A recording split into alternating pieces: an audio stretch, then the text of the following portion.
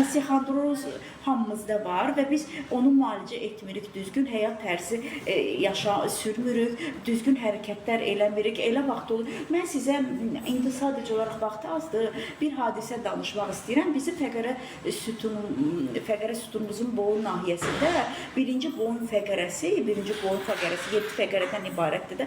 Birinci boyun fəqərəsi digər fəqərələrdən çox fərqlənir. O həm nazikdir, biz bilirik də fəqərələrin yan çıxışları var, arxa çıxışları var, ön çıxışları var. Bu ilk boyun fəqərəsində onun çıxışları yoxdur. O çox nazikdir. O demək zədələnəndə də biz onu hər rentgenoloq görə bilmir onu. Rentgenoloq görə bilmir. Onu savadlı rentgenoloqlar belə ağzı açanda, ağzın içindən çəkəndə görürlər. Orada sınıq var, yoxsa yoxdur. Demək, birinci boyun fəqərəmiz bizdə zərər çəkəndə, bizdə nə olur?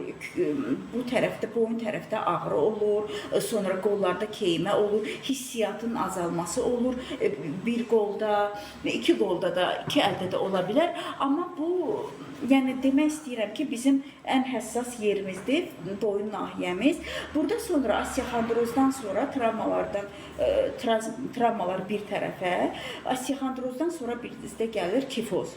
Kifozlar. Osteoxondrozun özündə bizdə önəmli olan onurğa arteriyası zədələnir. Onurğa arteriyası zədələnir. O da ki, onurğa arteriyası da öz kökünü, öz davamını götürür vertebra-bazilyar sistemdən. Vertebra-bazilyar sistemdə bizim artıq bu onurğanla baş arasında olan nahiyədə yerləşir ki, bu da çox həyati vacib bir fəqərə arteriyasıdır.